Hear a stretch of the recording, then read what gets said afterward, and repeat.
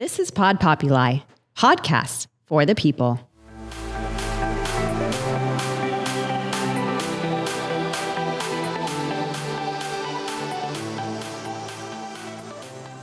Good afternoon, Rodrigo. Welcome to the Born or Made podcast. Thanks for having me, Larry. Yeah. Looking forward to this one. This is exciting. You're my first one of a mix. I guess it's not mixed martial arts, jiu-jitsu. Brazilian Jiu-Jitsu, Brazilian, yes. yeah, that's the one. So first thing I always like to ask everybody, so where were you born originally? Where are you from? Rio de Janeiro, Brazil.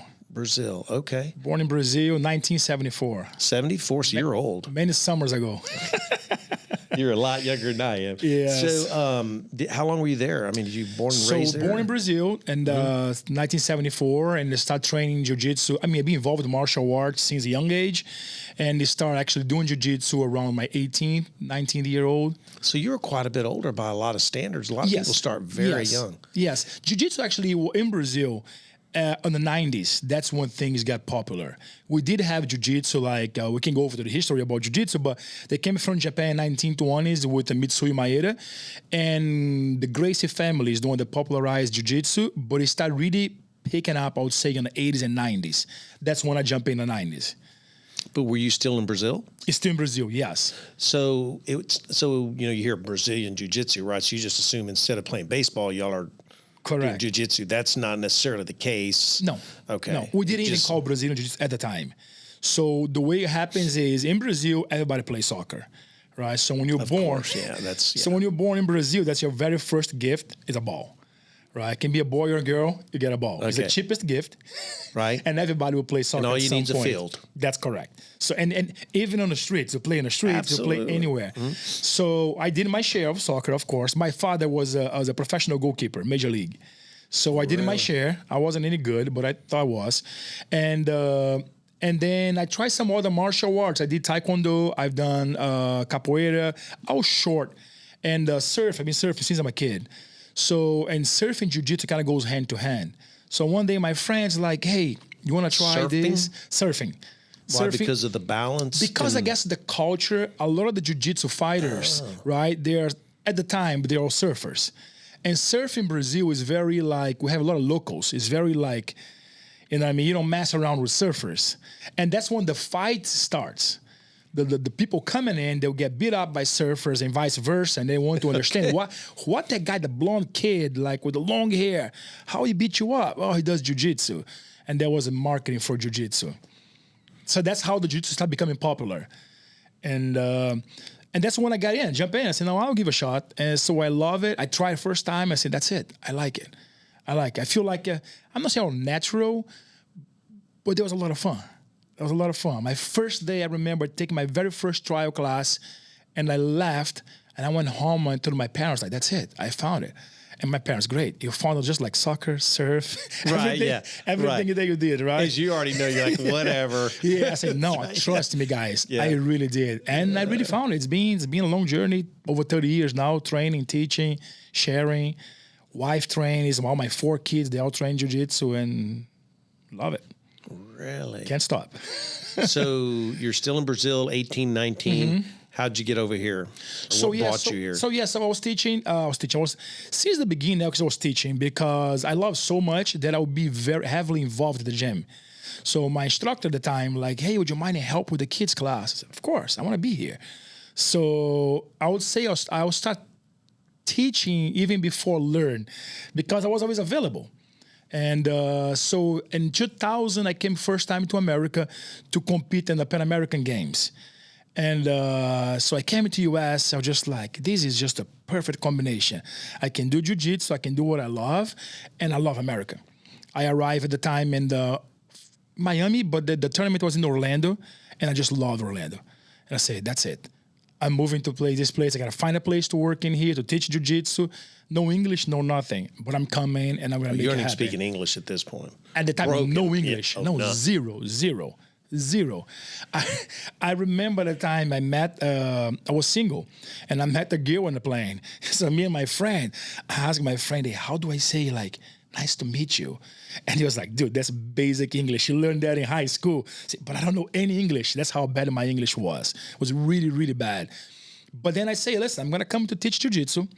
And the worst case scenario, I learn English and I'm gaining something from there. So to me, it was like I was in the perfect age and time in my life, single, young, with the huge like, I want to grow, I want to do this. That's a perfect combination. I moved to here. The difference is this. I was in Florida, and I love Florida. So I went back to Brazil, make my contact, call people, try to figure out how can I make it. I find a guy that will take me as instructor. The only difference is it was in Boston. Boston, Massachusetts. Massachusetts. And you hadn't been there yet. No, not at all. It gets really cold. Yeah. So I talking about living in Orlando and like going to Disney. It's like, wow, America Palm is beautiful. So I remember to arrive in Boston, the guy picked me up. Never been there. Never been there. So you're just going because you can get a work visa or whatever. Exactly. Okay. Fully blind. Like jump in a plane. I get an opportunity in Boston. I'm so going. did you go to Logan Airport? Do you remember? I arrived at Logan Airport, and I remember to looking outside. It was already cold. It was September. It wasn't freezing, but it was cold. But it was okay. A few leaves are still on the trees. That's correct. That's right. That's correct. Still. And I remember to jump in this guy's car, like, oh man, thanks for coming. So good, a Brazilian guy too. And I remember driving, going to the South Shore, which I used to teach in South Shore, Boston. And I'm looking around and asked the guy, what is this? Is this USA? I was so confused. And I remember to call my father. This is an old part of the country. I mean, Correct. That's right. Yeah. And I remember to call my father, right? Because he said, call me when you arrive. So at the time, it was so different than nowadays. Dad, I'm sorry. That's exactly it. We have like the calling cars. So I have to call the calling cars. Five minutes will last like 30 seconds, right? I remember to talk to him. Daddy, I'm here. How you like it? I don't know. I think I arrived in a different country, but it's okay. I'm going to survive. And he had no idea what happened. Then they hung up the phone, and then I could not explain to him how different it was from the palm trees and the scene, the view in Florida and Boston. But I'm like it, that happened because, like I say, my plan was to learn English. And the Brazilian community where I was at the time was very small. So I had to learn English. I believe if I had moved straight to Florida with such a big Brazilian community here, it would be very easy for me to rely on my community, to watch Brazilian news and all that stuff. In Boston, I had to learn. I had no other option. My first class is teaching. I didn't know what to say. So I'll be like, so you're literally trying to teach and you know from zero English. Zero. I'm teaching like this. That means look, me. And then someone will say, elbow. And people want to teach People want to learn. And if you tell them elbow, then you tell them in Brazilian. That's correct. That's right. Yeah. And that's what I tell everybody, especially if you learn a second language, don't be shy. Because people are willing to help you. We sometimes try to be perfectionists and we don't want to say the wrong word, and that stops us. If I try to mimic right now, I can guarantee you're going to help me. And you're helping me. Absolutely, yeah. So that's how I learned in the beginning. Jiu-Jitsu was just growing in America. There was not many people teaching at the time. And this is 2000? 2000. Okay. End of 2000. At the time in Boston, there was only two schools.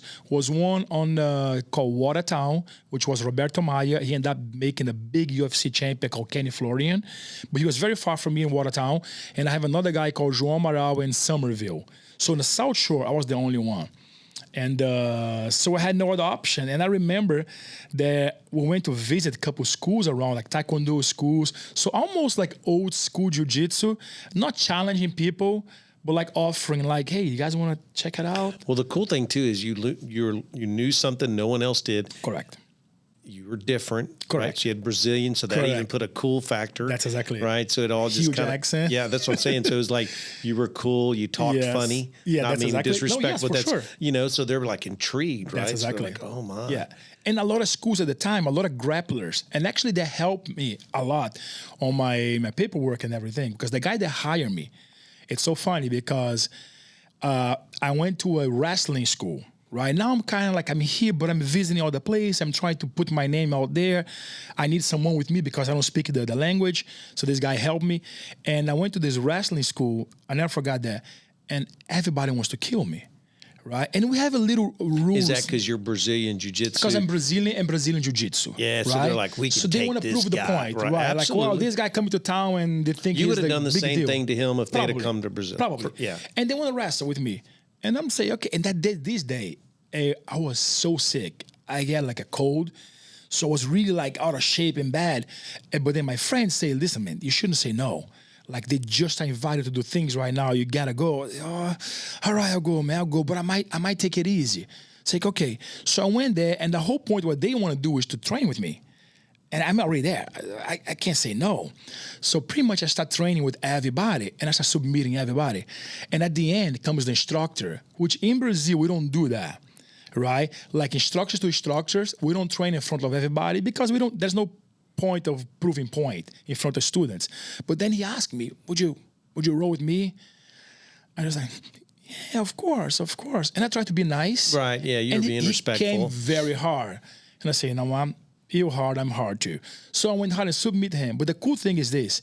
You did submit him? I submit him. So, but they had no idea on their defense, what jiu-jitsu was.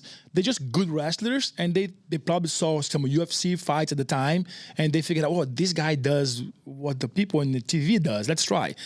But the cool thing is the guy where I went to teach, right? The next day they arrived. This was like my first week. The day they arrived at the gym, right? He had the school keys, and they say, when you start, tomorrow already?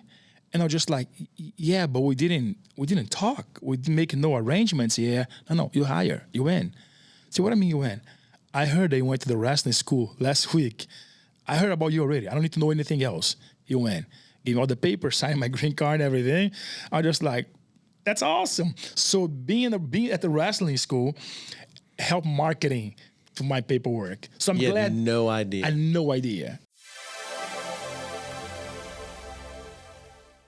I just went because the guy who invited me said, listen, they just started talking about you in the city.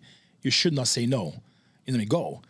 And I literally by this much, I almost didn't go because I was really sick. I was really fever and sick, but I did. And Isn't that funny? You think about life. What's going to be great is in 30 years from now, you're going to look back and go, wow, I mean, like that might have been the moment. That's correct.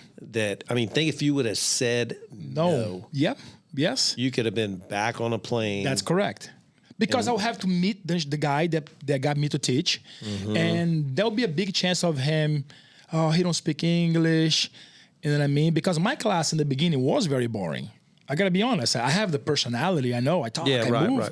But there was no English, right? And I remember there was a Taekwondo school, actually. And the same school there back in America, his name is Billy Blanks, Taibo. Remember Taibo back in the days? Oh, yeah, Taibo. Taibo, yeah. So Billy Blanks from Taibo, he came from that school. That was the school where Billy Blanks used to train Taekwondo, and he developed this Taibo thing. Workout. The workout, right. Yeah. He became very famous selling online class or whatever. So that was the school that I went to teach. And the cool thing is when I arrived there, I remember the day before, look at the windows and like, man, this place is just like unbelievable. From my perspective as a Brazilian, they have huge mats, like 2 area, like American style, big Taekwondo school. And I was just like, I love this. And I couldn't believe that like the next week, the guy gave him the keys. Hey, it's yours, buddy. We finished Taekwondo at 7. After that, you can teach as many times as you want until whatever you want. I have the lady coming to clean late at night. Just like, thank you. And that's how I started. And I did my struggles too. It wasn't always like great. I had to work. I had a second job. I had to work at night to make ends meet. But that's why I moved to America. Yeah, they weren't paying you $50 an hour. That's correct. That's right. Correct. Yeah. Some people, they think like, I have an awesome school today, a beautiful school today, and I have a lot of students. But I work a lot to get there. It wasn't just like given to me. I have to pay the dues and work hard. And I work in every single job you can possibly imagine. I got fired. Coming to America, I got fired 3 times in one day. What did you do? 3 times. So give me each job. First job, okay. So I remember to come home and my wife like, how was the job? I said, I got fired. What do you mean fired? 3 times. I got fired 3 times for the same job. That doesn't work. So I had to explain to her. At the time, because of the jiu-jitsu at night, so I had to find jobs in the morning. So I find a bunch of little gigs, like I work early in the morning doing something in the restaurant at midday so I can go teach at night. So I got this Greek guy that gave me a job at a restaurant, a pizza place. Hey, I want a pizza place. You can come to help me. I say, yeah, good. My English is still good, right? So I remember that I coming in to work for the guy. And as I arrived, look, at 11 in the morning, we start getting busy, right? So he sent me to the kitchen. I have no time to train you right now, but I'm going to get you in the kitchen. He just start cutting stuff, doing the prep for me. I said, oh, perfect. That's easy. So I'm cutting. The guy coming in like, what is that? You're playing with the food. I said, I'm not playing. And so he got the carrots. And I said, I can't. My finger, I do jiu-jitsu. You know what I mean? So he got really upset. Like 2 or 3 times he got upset. Dude, you fire. Really upset. The guy was very like hardcore Greek guy, right? You fire, screaming. And that word I knew. Just like, whoa, that's no good. I'm fire. So I tried to, I have no place to go like this. And I said, listen to me. Do something. Go answer the phone. I don't speak English. So but now this guy is in need of someone to work for him, so he don't have time to train anywhere. And my first day was super busy, and he was by himself. So now I get the phone and pizzeria, whatever, and that was the only thing I knew. You say pizza, whatever? People start asking like, I want to order 2 large, whatever. I was like, 1 second. And I have to call the guy. So there was 2 phone calls, whatever. And because I also has my English was bad, but the nervousness, and especially over the phone. And we talk fast. Correct. Like you do in your language. Yes. But yeah. And then we have slang. That's correct. Slang is brutal. Yes. 101, probably I'll be able to figure it out. 2 large, cheese, I'll be doing. But over the phone. Yeah, you have no idea. You know, you're just writing too fast, you know what I mean? And people that order, they usually know what to order. Yeah, they're ordering the same thing that they've ordered for the last 10 years. So they go fast. Yeah. So long story short, he took the phone from me to fire. So I got fired 2 times. And I'm just like, this guy don't like me. Things doesn't look good. And I don't know what to do. So I was like over the phone and stop. I said, do me a favor. He picked 2 pizza boxes from the on top of the oven. Go deliver. Do you have a driver's license? I do. Go deliver. I said, okay. I put on a car. That was 2000. There was no GPS. Yeah. There was no like MapQuest. No. You actually had to have a map book. There was a map book. They were paying because in those old, one. So like when we moved to St. Louis, you bought books, and it was by county or city, but once you knew how to use them, they were great. Yes. Well, I'd give one of those to one of my grandkids today. Wouldn't even know what to look at. That's it. So at the time, there was in Weymouth. I never forgot, in Massachusetts, and I have the Weymouth book, and I'm trying to figure it out. I know the major streets. I'm new here, but I don't know. Long story short, I came back like 2 hours later for the 2 pizzas. Did you get rid of? Did you deliver them? I delivered. I did. Okay. I did. I'm glad that I did. Yeah. I didn't got much tip. Was not much money, but I was happy that I was like achieved the goal. Like, hey, I finished. That guy's gonna be happy. No, I did it. So when I came back, he was like, "What did you do? You went home?" I was like, "No, what home?" I said, "Dude, 2 hours. You know what? You're fired. Thanks for coming, not even more." So that's why I came home and told my wife, like, hey, I got fired. Wow, how? 3 times. From the kitchen, from the phone, and from the delivery. So it wasn't easy, right? But I told myself, I'll make it. And then I keep trying, pushing, pursuing, and learned English. And learning English. To me, that was the most important thing. Man, I have guys that work for me, and the 25 years someone worked for me, a lot of them listen to this podcast now. And, that's the first thing I ever told any of them. I was like, you learn English. No matter what you do, you're going to, if you can learn to speak English, you're going to do better than anybody else. The door's open. It's like insane. So I have at the time, I had a roommate, and I remember my roommate works like a maniac, typical Brazilian, 3 jobs, working like crazy to make money, to send money to Brazil.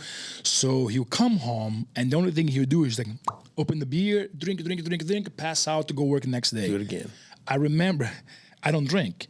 So I'll come home and I'll put a cartoon on a TV called Little Bill. In my mind, who am I, right? I had no time to go to school here.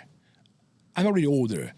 But I'm Little Bill. Little Bill is a kid that's a pre-K. It's a cartoon for pre-K.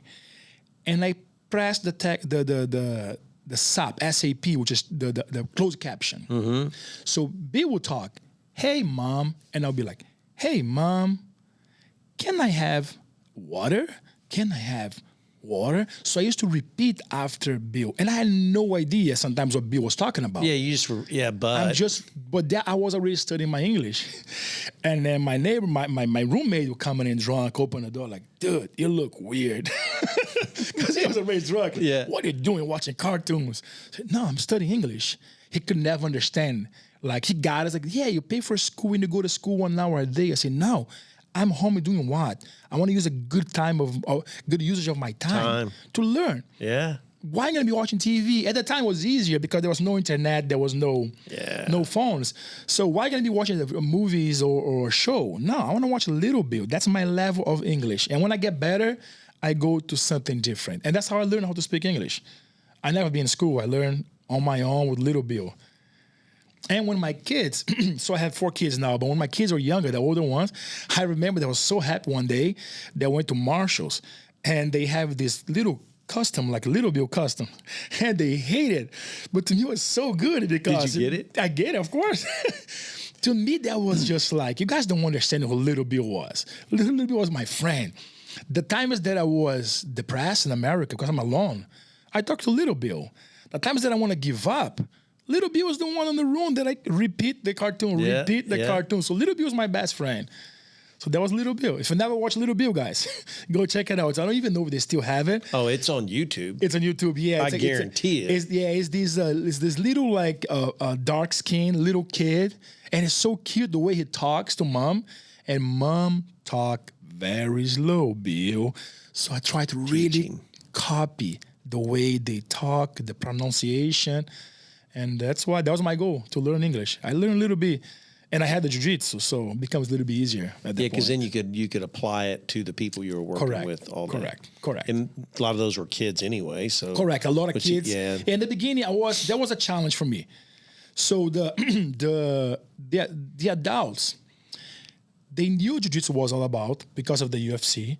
They knew I was Brazilian, so they are like, I want to learn from this guy. They make it a little bit easier. They made effort to understand me. Kids, they don't care. You say something wrong, they look at you like, what? Yeah.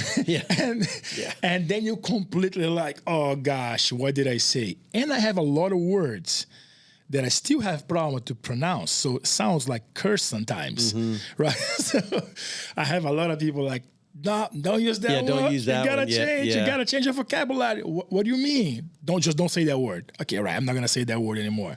So that was the biggest challenge. But I love it because I did one summer camp one time to teach jiu-jitsu. It was in Florida, actually.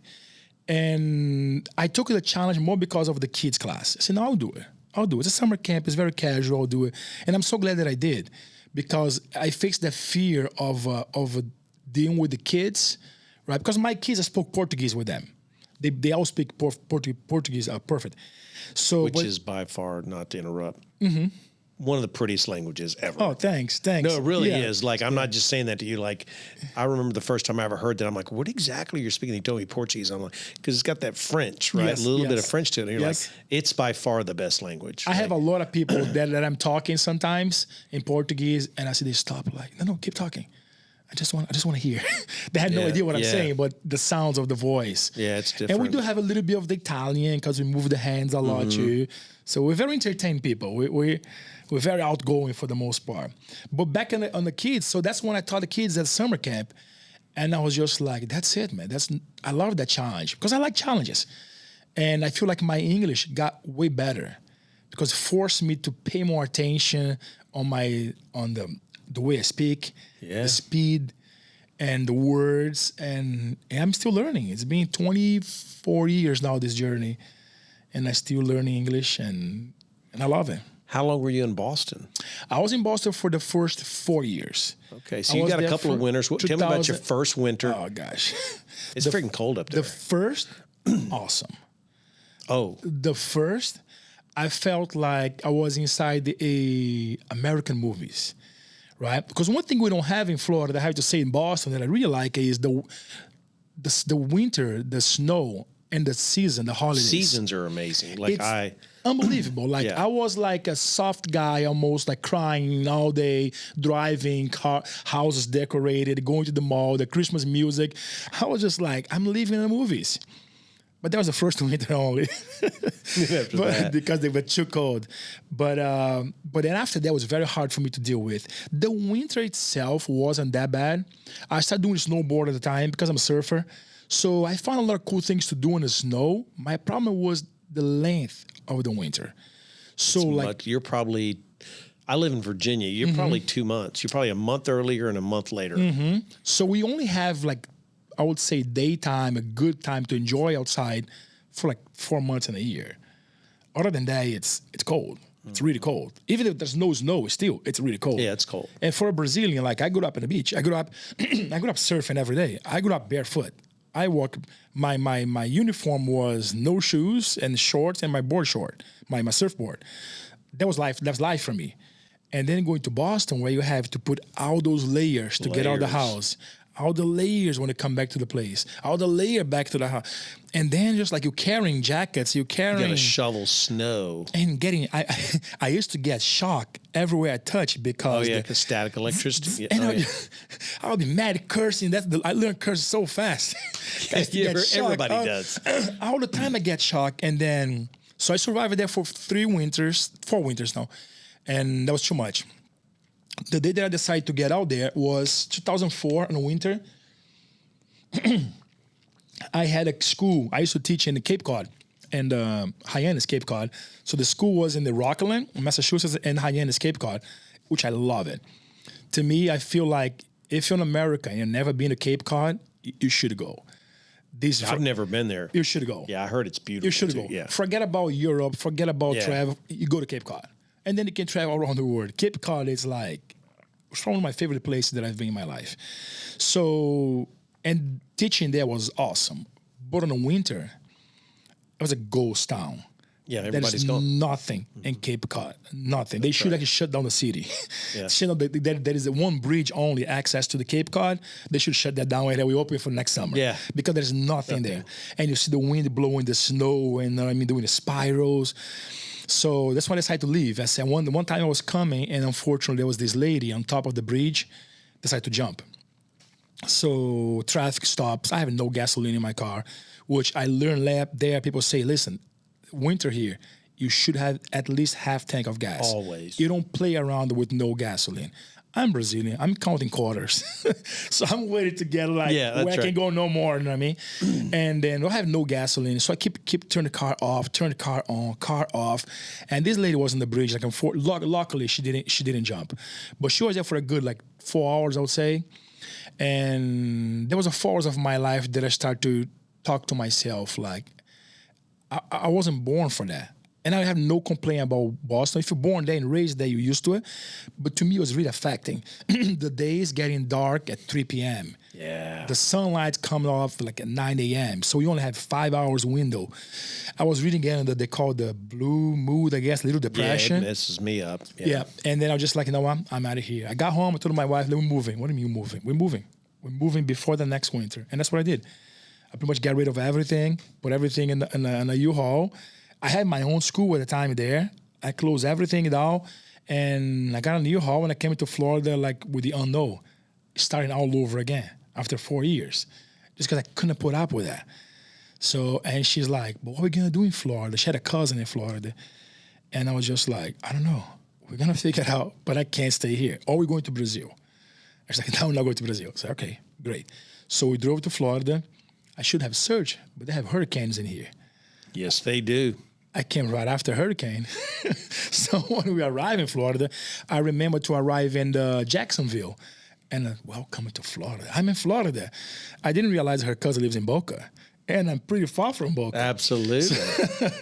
So I tried to figure out how far we are. Actually, you are a long way to go. Let's find a hotel. There was no hotels available. There was a hurricane. So everybody, I can't remember if there was a Wilma or something like that. There was a big one.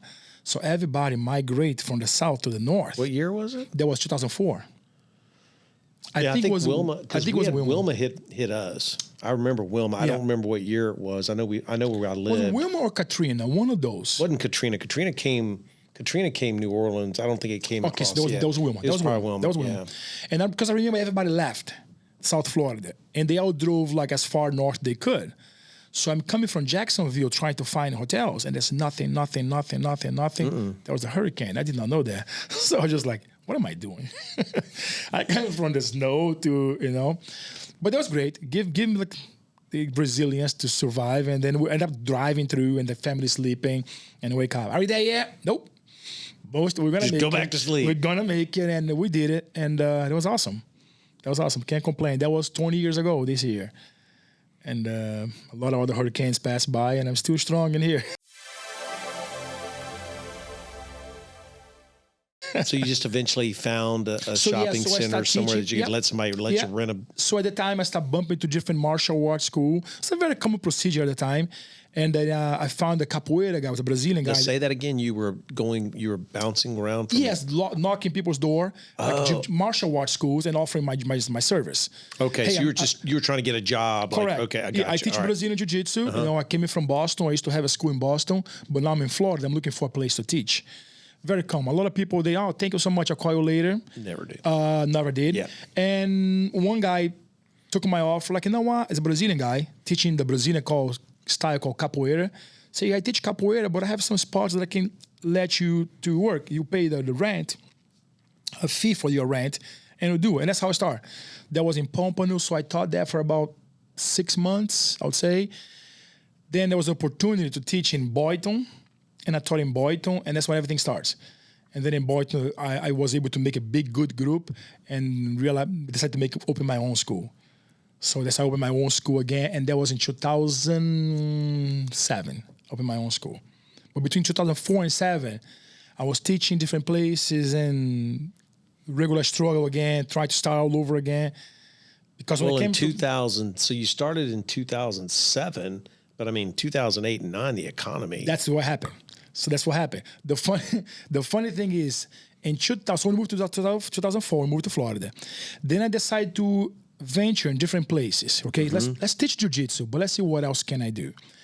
So my ex-wife, which was my wife at the time, she was like, "Hey, we can do some construction cleaning, right?" I said, "Construction cleaning? What's a construction cleaning?" "No, we can do that. We can make money."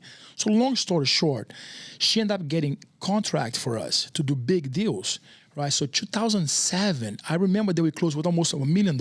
My first year in the company, I have 21 employees, and was getting bigger than jiu-jitsu. I remember that 2007, I took a vacation in Hawaii, and I was so stressed out with the business, with the construction cleaning company. I had, back at the time, Nextel, a beep, and a regular phone. You could do it from Hawaii? That's exactly it. Really? Talking to my employees. But I was like 280 pounds because I was so stressed out. Jiu-jitsu becomes almost like a second thing for me because I was making a lot of money in construction. And I was so happy, like, I think I found something different than jiu-jitsu. And then the economy completely like collapse. I remember that we have so many like beats that we won. And everything was lined up like, wow, if this stays like this for another 3-4 years, we get really big. Because our first year, like, we're really there with 21 employees. Like, I'm talking about growing big. And I had the contract, they all signed. I won the bids. But then they keep pushing, like, we're gonna push there. Some of the bids, like, completely, like, the company dissolve. And I said, you know what? I gotta go back to what I love, which is jiu-jitsu. And that's why 2008, I opened my own school. Say, I'm gonna open my school, and I don't make as much money as I was doing in construction, but that's my passion. That's what I like. I like my jiu-jitsu, my way of teaching and the way I teach is more about changing lives. And I know it's like a cliche. A lot of people, they say the same thing, but I really do. I really like it, the idea. So when I was young, growing up, I saw a judo guy. Judo is a martial arts very similar to jiu-jitsu, a lot of throws. There was an old guy with a red belt. And almost like in the movies, and the guy was talking to people, everybody's like watching, like almost master, talking. And he said, if the place where you train, you're not comfortable to bring your wife, your kids, your family, you should not be there. So I put that in my mind. I like that speech because the place where I came from was a great gym, but there was like war. We go to war every night. You know what I mean? There's no place for girlfriends. There was no place for grandma to be here. Grandma would call the police. It was great at the time. But I said, no, I want to open a gym where I can have the 70 years old, the 3 years old, everybody here. And I'm so happy because that was my mindset. So I'm about changing people's life. And that's what I achieved. Like I have, in my gym right now, I have a 74 years old and I have his grandson, 6 years old. Actually, I was able to promote him black belt with 70 at the time, 70 years old. And his grandson was like 4. So I'm able to achieve that and I have so many families. How long had he been doing it when he was 74? So Larry training with me. His name is Larry. Good Larry name. training with me. Yes, great guy. We call him the General. Because everybody that comes to the gym has an excuse. I look at him. Hey, guys, talk to Larry. If you have an excuse, ask him if he has an excuse to not be here today. And he's there every Monday, Wednesday, and Friday for the past 10 years at least. So Larry was about 60 when he started with me. And he's no more than 60 because he's probably 73, 74 right now. I'll say 63, 64 at the time. So there's still hope. Yeah. Oh, yeah. Yeah, I'm 61. Oh, yeah. So. No, I have plenty. My black belts at that age, I have Larry, 74. I have Alan, 70 years old, 2 knee replacements, and a stance, heart attack. And he was at him this morning training with us. Shout out for Alan. You know, I mean, great black belt from New York. I have JP. JP is my 65 years old. He looks like 15. I'm afraid of him. So, and that's what I love it. I give all these people a chance to belong to a place where they can train hard and still be important. You know what I mean? I don't care your age. I mean, go training with JP. He'll be like, I can put a 20 years old there. They'll be like embarrassed by grandpa. Grandpa will kill him. And that's the beauty about jiu-jitsu. Yeah, the guys I did 2 or 3 classes.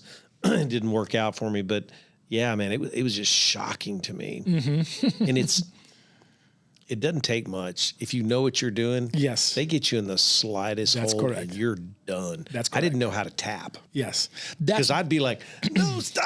Yes, stop. yes. They're like, you got to tap. I'd be like, tap. That's it. I was That's already it. in pain. You know, like, That's stop. It. Yeah, a jiu-jitsu, a good jiu-jitsu practitioner, it's a real weapon.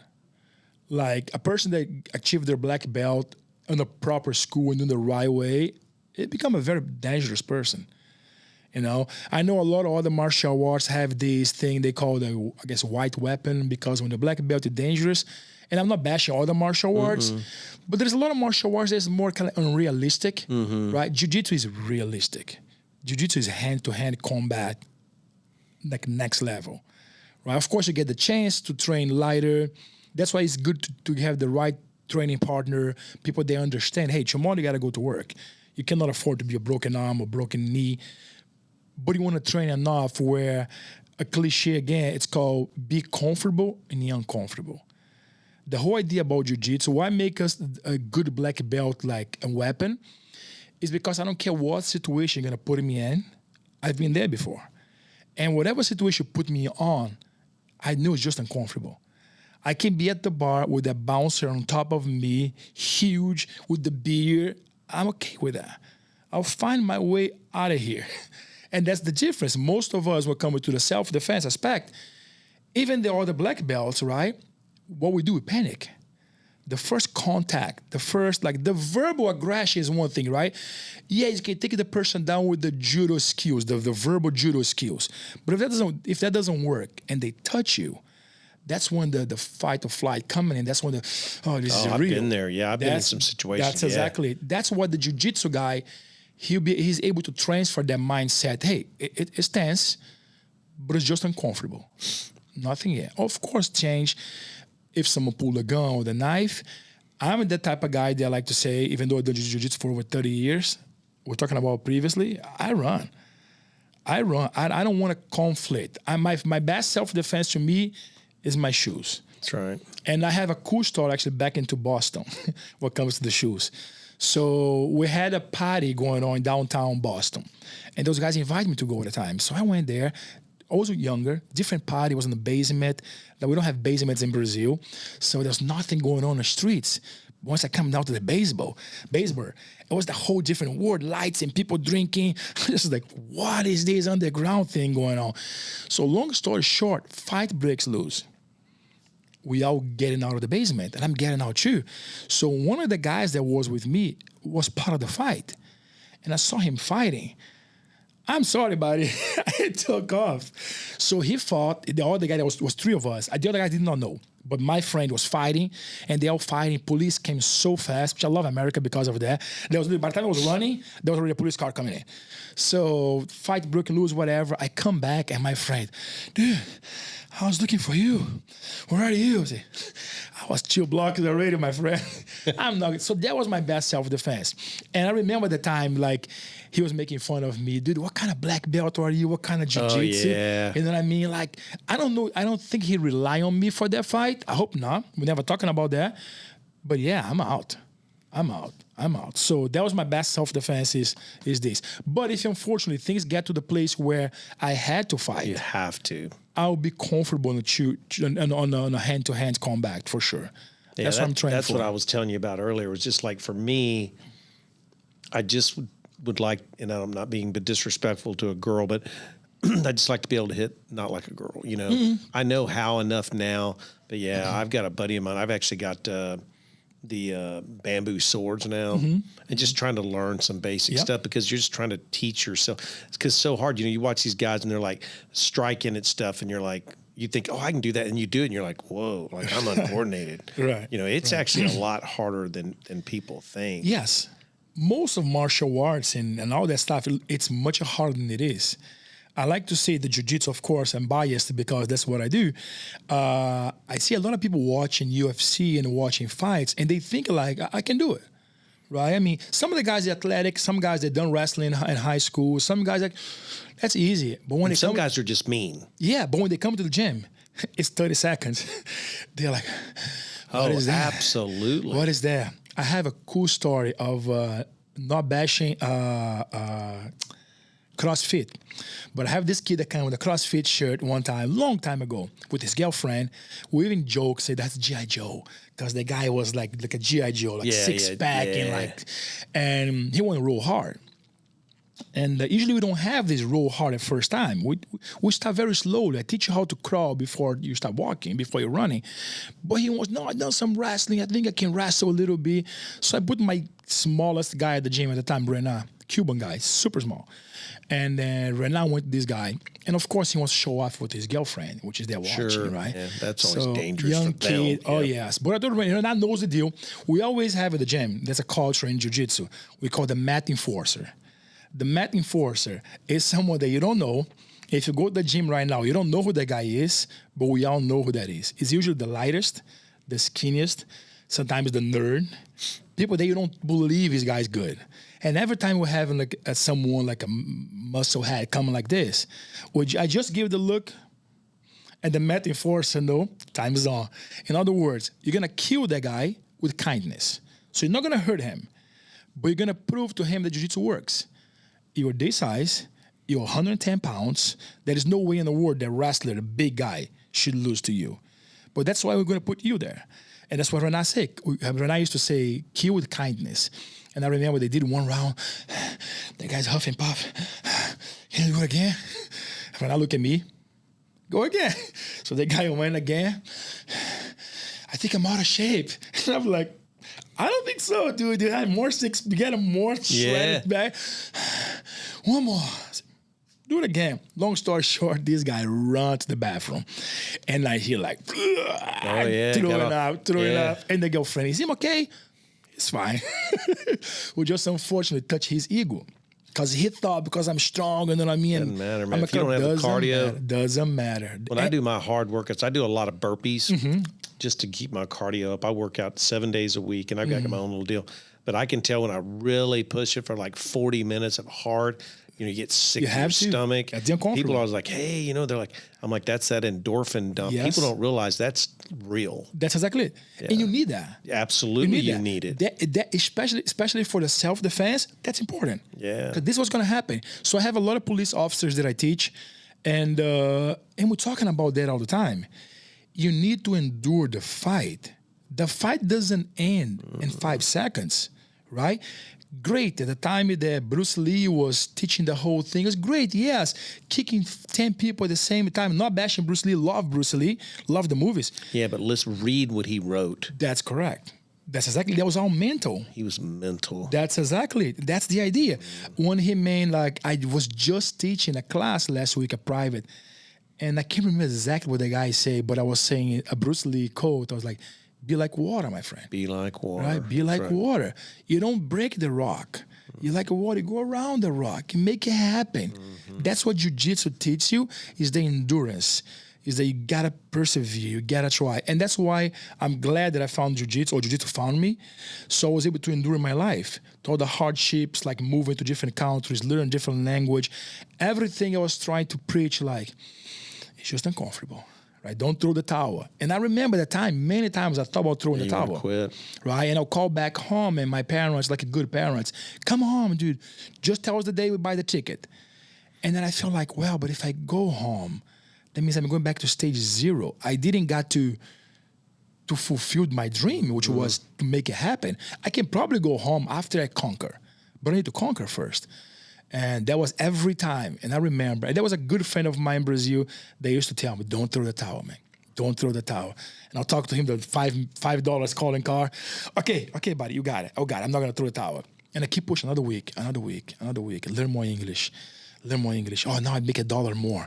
Okay, $1 more is fine. And now, 24 years later, in Florida, I have a big school. At one point, I had 3 schools in Florida. I closed 2 down because I want to be present at my places. Yeah, you dilute your talent. That's exactly it. And I felt like the other place that I had, it was great, but I didn't have the chance to run the exactly same program. So right now, I have our own facility. I'm there pretty much all the time, and I put 2 kids through college. And I own my own house. You know, I'm an American citizen, so I feel like I conquered. American citizen. Yes, I'm an American citizen. Thanks. Yeah. I came and I conquered. You know, I can say like I lived the American dream, right? I came in here with nothing. To not say I didn't have nothing. I have $700, and 24 years later, I'm a homeowner. A U.S. citizen. A U.S. citizen. Got a wonderful family. Wonderful family. You're sitting in a podcast. That's exactly it. Who thinks you're going to be doing that? That's exactly it. And in English. Yeah, and in English. And in English. 2 kids that just graduate college. One just graduated FAU last December. Another one about to graduate now. So that's great. I mean, that's what it's all about. The American dream. I can't say I tell my kids this. I've said this forever, and my grandson, I'd said something to him the other day. He's like, well, Pop, they call me Pop. He's like, Pop, I can't. And I'm like, he goes, I know, can't do nothing. Right. And that's my thing. Can't do nothing. If you say you can't do nothing. That's exactly it. You got to keep pushing, keep moving forward. That's exactly. I mean, it's what you said, and I've been living this for decades. Is like you can endure anything, especially. You know, like you do these intense workouts. I used to do CrossFit. Okay. And I do these hard 90 minutes. So my cardio was very good. Right. You know, and I mean, but you could, you know, it's like, well, I can do anything for 2 hours. That's it. When you think about it, 2 hours is really nothing. It's hard, but man, when you get on the other side, it's like you not quitting. Right.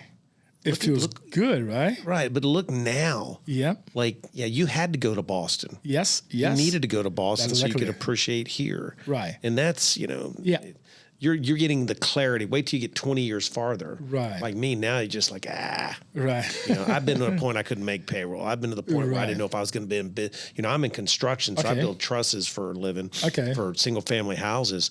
Well, in 2010, I literally didn't know if I was going to make it. Yep. Yeah. Well, our time has come quickly as always, and what a great time. So I guess my final question to everybody is always the same. Do you think you were born or do you think you were made? Made. I was made. You were made. I was made. Yeah, I could see that in yours. And I still in process. Yeah. Yeah, what a great, I mean, I won't argue with you on that one. Yeah, made it. Good. And still pushing. Yeah. Still pushing, and I'll come back in here one day to a second episode so I can tell how much more. So what you need to do is you'll be coming in here to promote your book. That's it. Think of a title. Okay. And then just sit down and start writing. Perfect. Because you know what you got to do? Just start. I will. That's all it takes. I will. I'll take your advice. Okay. There'll be a good second podcast. All right, deal. Well, thank you very much for your time. Great. Thank you so much for having me. Yes, sir.